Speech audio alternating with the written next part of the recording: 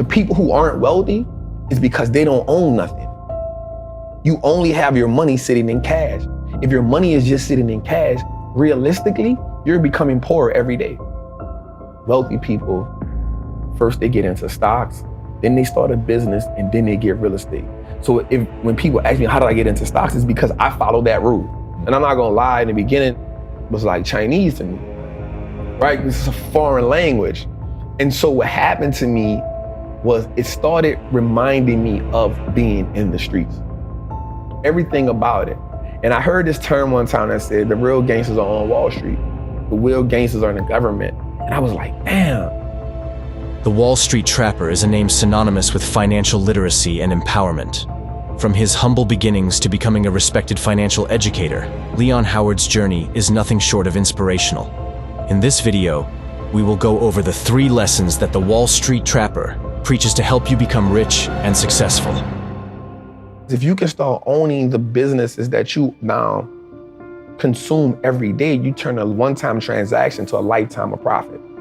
And that was major for me, because if I go to the store and buy a pair of Nikes, that's a one-time transaction. In order for me to get something from them again, I gotta come back and buy another pair of Nikes. But if I own the Nike stock, long as I own it, it's a profitable vehicle for me. So that one-time transaction can become a lifetime of profit if I own that business. If I'm gonna buy Apple, if I know I'm an Apple user, if I know I got the phone, I got the AirPods, I got the MacBook, I got the PC, I'm excited when Apple's about to drop something, why wouldn't I own it? As much of it as I can, right? Like if I understand that concept, if I know America has one of the biggest trash problems in the world, right? So if I know that waste management is a company that's gonna be here forever because we aren't gonna stop throwing things away, why don't I own that company? Because I know everybody throws things away. And so now, instead of me getting excited about Apple Lime being around the corner because it's a new phone, I'm like, yo, y'all about to make me some money, right? So when I hear a company like Waste Management has bought 40 acres of disposable land for another landfill, I'm excited about that. And another great thing about the stock market is, for me, it now makes me pay attention to the world. And so now I understand what's going on in the world. I started learning business cycles, market cycles. You know what I'm saying? Like, because now I can understand, yo, this is okay. Things are going out of business. Okay, we're in this cycle. Okay, people are hiring. Okay, we're in expansion cycle. And so now I took an economic class on my own without just understanding the world. And so you start understanding when something is happening in China. Okay, something happening in China, so I own Apple. Apple has 20% of their revenue in China. Okay, they might take a little hit right now. You know what I'm saying? So the stock market helped me start understanding how the world moves, the fundamentals. Right. Lesson 1, financial literacy. Understanding the basics of finance, investing, and how the stock market works. The Wallstreet Trapper emphasizes understanding the basics of finance, knowing how money works. Understanding stocks, bonds, and the importance of budgeting are the first steps toward financial freedom. Invest in what you understand. So if you wear Nikes, yeah, you should be looking at apparel brands, right? Nike, Lululemon, because you understand that, right? If you a workout person, then you should be looking at like Planet Fitness, things like that. Like if you are a tech person, if you use an Apple phone, you should 100% be on looking at Apple, right? If you're a car person, but one of the things I like now is fintech, financial technology. So everybody uses PayPal or Square, right? That is the way money is changing. The way we using money is completely different now. So I think everybody should be investing in fintech right now, 100%. But I look at it as, so every investor has what's called an investor identity. Like what you're willing to risk, your risk tolerance, what companies you're more familiar with. If you're a doctor, then you know more about medicine. So you should be in biotech or pharmaceuticals, healthcare. That should be your thing. If you are, again, a person who's in software, then cybersecurity, software, that's where you're going to be strong at. I remember Warren Buffett said for a long time, he didn't understand technology. So he didn't buy technology.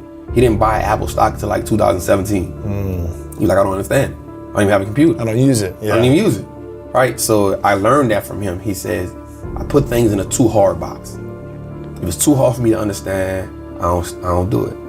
And what I love about investing is, it's not an IQ sport.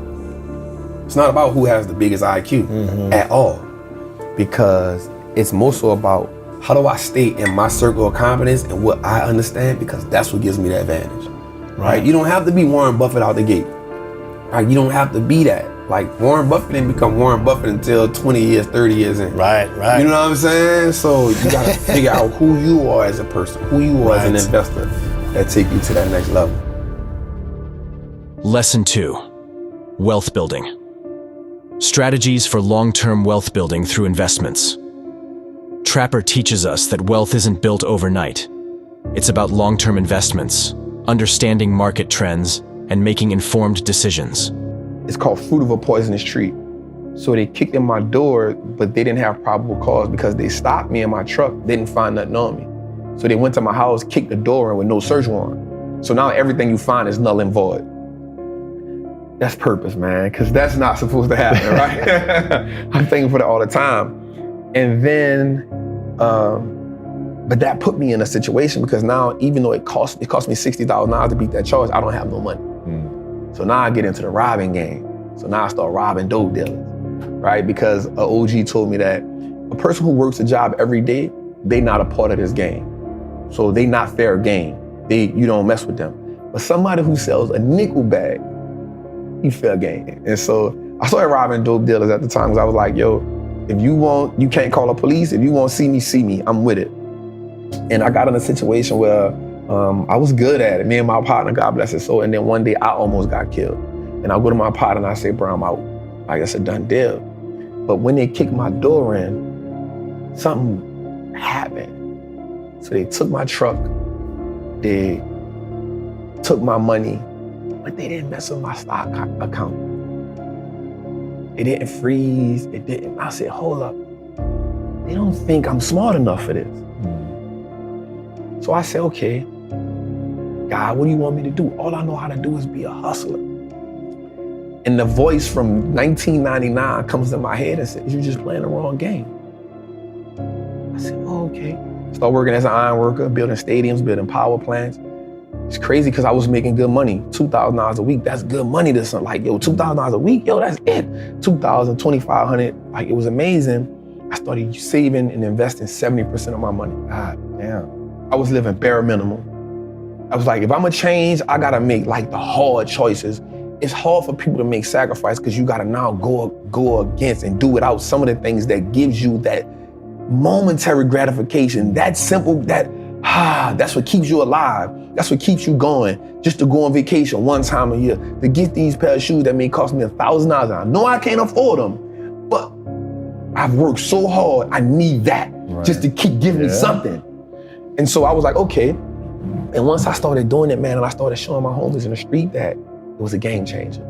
It changed my life. Were you showing them your portfolio? No, I was showing, I was like, yo, look, I'm about to, and this before Robinhood even existed, right? So I'm on E-Trade at the time, and I'm like, bro, check this out. And we go to the club, bro, and we buy bottles, Hennessy, we buy Moet, we buy Louis Vuitton, we buy Fendi. Yo, we can own that. It was like, what? Like, yo, there's a stock called LVMH, Louis Vuitton, Moet, Hennessy.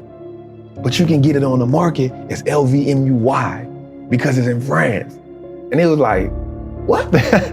I'm like, man, look. I'm like, listen, bro, we upgrade our iPhones every year. We can own Apple. And so now we own Apple, we own iPod. Bro, we wear Timberlands every day. Lesson 3, mindset shift. Changing how you think about money is crucial. The Wallstreet Trapper shows us that wealth starts in the mind. It's about seeing opportunities, not limitations. So the first mindset is saying, invest in your first stock. It don't have to be a winner. It doesn't have to be a home run. It can be an AT&T stock that costs $26 right now. It may not be the best investment in the world, but you started, right? And the great thing about anything is you can't be great if you never go to practice. You can't hit 81 if you never get in the gym. So just get in the gym and then find somebody who can teach you. Be dedicated to understand the process. Warren Buffett said he reads 500 pages a day.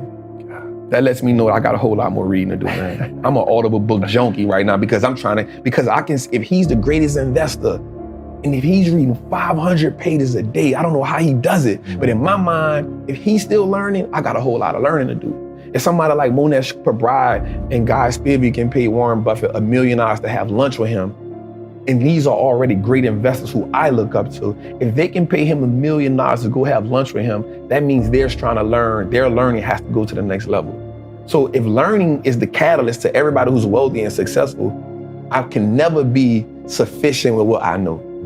And I think that has to happen too. We have to understand the power in learning and being educated, man. These lessons from the Wall Street Trapper are more than just financial tips. They're a blueprint for a better future. If you found this video helpful, give it a thumbs up, subscribe for more content, and share it with someone who needs to hear this message. Until next time, keep striving for financial freedom. What was something you learned from this video today? Let us know in the comments below, and make sure to like and subscribe to keep up with our latest videos.